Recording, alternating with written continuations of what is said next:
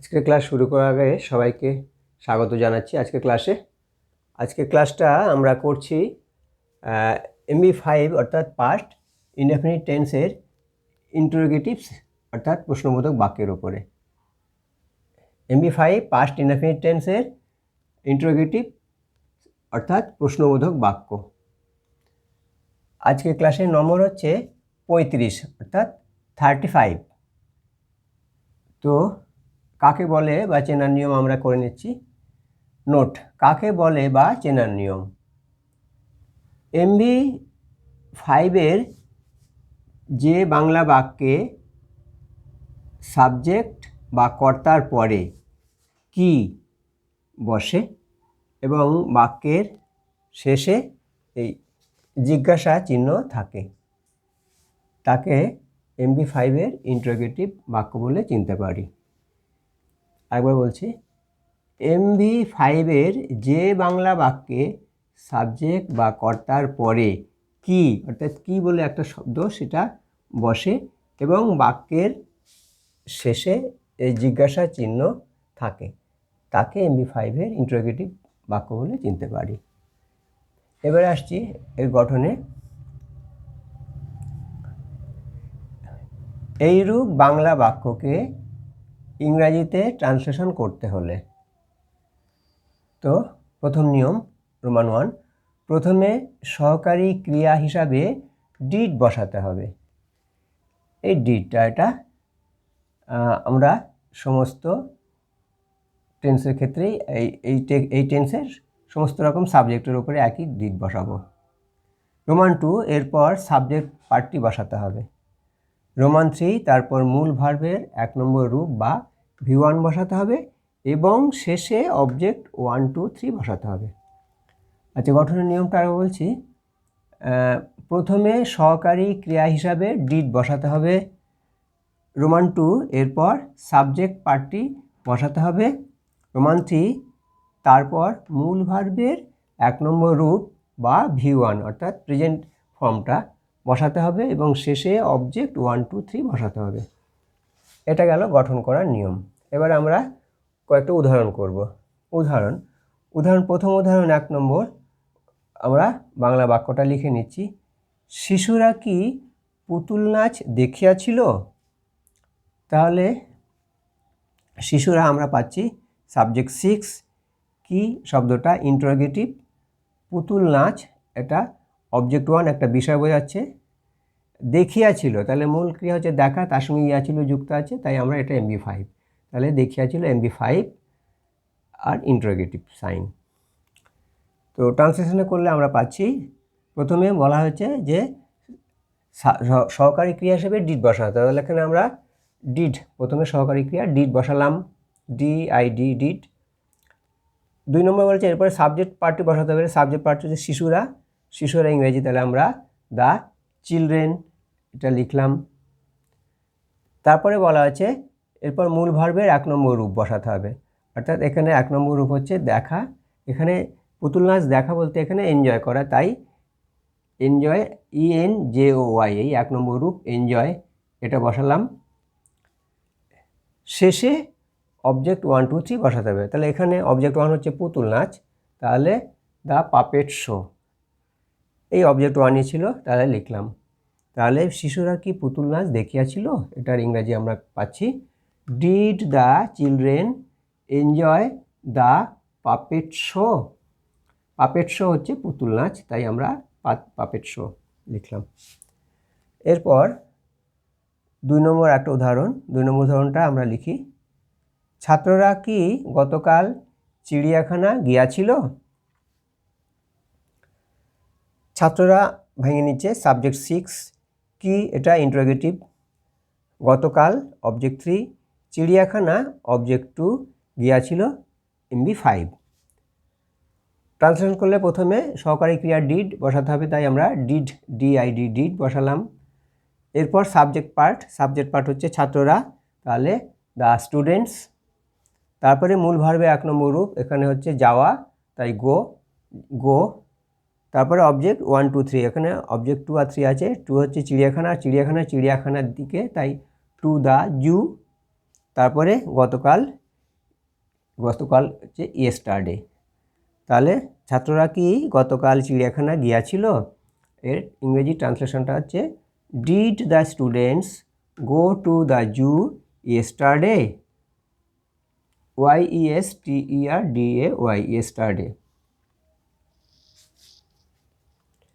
এরপরে আরেকটা উদাহরণ 3 নম্বর, এর বাংলাটা লিখে নিই। তোমরা কি গত মাসে তাজমহল দেখিয়াছিলে? তোমরা কি গত মাসে তাজমহল দেখিয়াছিলে? এটা ভেঙে নিচ্ছি। ভাঙলে তোমরা পাচ্ছি সাবজেক্ট 4 কি ইন্টারোগেটিভ, গত মাসে অবজেক্ট 3, তাজমহল অবজেক্ট 1, দেখিয়াছিলে এটা MV5। ট্রান্সলেশন করি। তাহলে ট্রান্সলেশন করলে প্রথমে সহকারী ক্রিয়া হিসেবে ডিড বসালাম।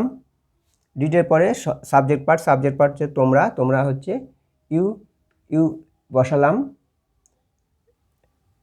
এরপরে হচ্ছে মূল ভার্বের 1 নম্বর রূপ, এখানে হচ্ছে দেখা অর্থাৎ ভিজিট। তাহলে ভিজিট হলো VISIT, ভিজিট বসালাম। এরপরে অবজেক্ট 1 2 3, অবজেক্ট 1 হচ্ছে তাজমহল, দা তাজমহল। তারপরে অবজেক্ট 2 নেই, অবজেক্ট 3 আছে, গত মাসে, in the last month.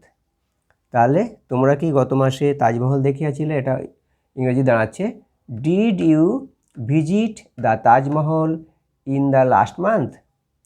Did you visit the Taj Mahal in the last month? এবারে 4 নম্বর উদাহরণটা আমরা লিখছি। প্রজাপতিটি কি সকালবেলা ফুলের উপর বসিয়াছিল? তাহলে প্রজাপতিটি লিখছি আমরা সাবজেক্ট 5 কি, এটা ইন্টারোগেটিভ, সকালবেলা এটা অবজেক্ট 3, ফুলের উপর এটা অবজেক্ট 2, বসিয়াছিল এটা MV5। তাহলে ইংরেজি করলে প্রথমে সহকারী ক্রিয়া ডিড বসালাম। তারপরে সাবজেক্ট পার্ট হচ্ছে প্রজাপতিটি। তাহলে প্রজাপতিটি হচ্ছে দ্য বাটারফ্লাই, BUTTERFLY, বাটারফ্লাই। তারপরে হচ্ছে মূল ভার্বের 1 নম্বর রূপ সিট, SIT, সিট। তারপরে অবজেক্ট 1 2, এখানে অবজেক্ট 2 হচ্ছে অন দ্য ফ্লাওয়ার। তারপরে অবজেক্ট 3 হচ্ছে ইন দ্য মর্নিং। তাহলে প্রজাপতিটি কি সকালবেলা ফুলের উপর বসিয়াছিল? Did the butterfly sit on the flower in the morning? এরপরে 5 নম্বর উদাহরণ লিখছি। ফল বিক্রেতাটি কি ট্রেনে ফল বিক্রি করিয়াছিল? ফল বিক্রেতাটি এটা সাবজেক্ট 5 কি ইন্টারোগেটিভ, ট্রেনে অবজেক্ট 2, ফল অবজেক্ট 1, বিক্রি করিয়াছিল এটা MV5। ভেঙে নিলাম। তাহলে ভাঙা হয়ে গেল। এবারে ট্রান্সলেশন। তাহলে প্রথমে সহকারী ক্রিয়া ডিড, আমরা ডিড লিখলাম। তারপরে সাবজেক্ট পার্ট হচ্ছে ফলওয়ালা। তাহলে the fruit vendor, FRUIT, fruit vendor, VENDOR, fruit vendor. তাহলে ফ্রুট ভেন্ডর। তারপর হচ্ছে মূল ভার্বের 1 নম্বর রূপ বিক্রি করা হচ্ছে সেল, SELL, সেল। তারপরে অবজেক্ট 1 2 3, অবজেক্ট 1 হচ্ছে ফ্রুটস, তারপরে অবজেক্ট 2 হচ্ছে ট্রেনে, অর্থাৎ ট্রেনের মধ্যে, তাই ইন দ্য ট্রেন। ফল বিক্রেতাটি কি ট্রেনে ফল বিক্রি করিয়াছিল, এটা তাহলে ইংরেজি পাচ্ছি did the fruit vendor sell fruits in the train? Did the fruit vendor sell fruits in the train? 6 নম্বর উদাহরণটা লিখছি বাংলা। মাঝিটি কি দুপুরবেলা নদীতে নৌকা চালাইয়াছিল? তাহলে ভাঙলে মাঝিটি পাচ্ছি সাবজেক্ট 5 কি ইন্টারোগেটিভ, দুপুরবেলা অবজেক্ট 3, নদীতে অবজেক্ট 2, নৌকা অবজেক্ট 1, আর চালাইয়াছিল এটা MV5।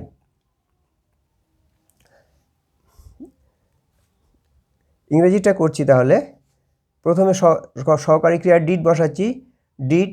তারপরে সাবজেক্ট পার্ট মাঝিটি, দ্য ফেরিম্যান, FERRYMAN, ফেরিম্যান, মাঝি ইংরেজি আরও অন্য দেওয়া যেতে পারে, বোটম্যান। তাহলে এখানে ফেরিম্যান লিখলাম। তারপরে মূল ভার্বের 1 নম্বর রূপ এখানে হচ্ছে নৌকা চালিয়েছিল, অর্থাৎ এটা নৌকা বাওয়া, তাই সেল, SAIL, সেল। তারপরে অবজেক্ট 1 হচ্ছে নৌকা, হিস বোট। তারপরে অবজেক্ট 2 হচ্ছে নদীতে, ইন দ্য রিভার। তারপরে অবজেক্ট 3 হচ্ছে দুপুরবেলা, অ্যাট নুন। তাহলে মাঝিটি কি দুপুরবেলা নদীতে নৌকা চালিয়েছিল? ইংরেজিটা হলো did the ferryman sail, SAIL, sail his boat, BOAT, boat, in the river at noon. আরেকবার বলছি, did the ferryman sail his boat in the river at noon. তাহলে আমরা MB5-এর অর্থাৎ প্রেজেন্ট ইনডেফিনিট টেন্সের ইন্টারোগেটিভ সেন্টেন্সের আমরা 6টা উদাহরণ এখানে আমরা দেখে নিলাম। এগুলো কিভাবে করতে হবে সেটা আমরা, এই নিয়মগুলো এখানে কিভাবে বসাতে হবে সেটা দেখে নিলাম। তো বলছি, নিজেরা এভাবেই বাক্য তৈরি করবে, তৈরি করে এই নিয়মগুলো ধরে ধরে বাংলা থেকে ইংরেজিতে ট্রান্সলেশন করবে। এটা অভ্যস্ত হয়ে গেলে যথেষ্ট সোজাই লাগবে। তো আজকের ক্লাস এখানে রাখলাম। সবাই কুশলে থেকো।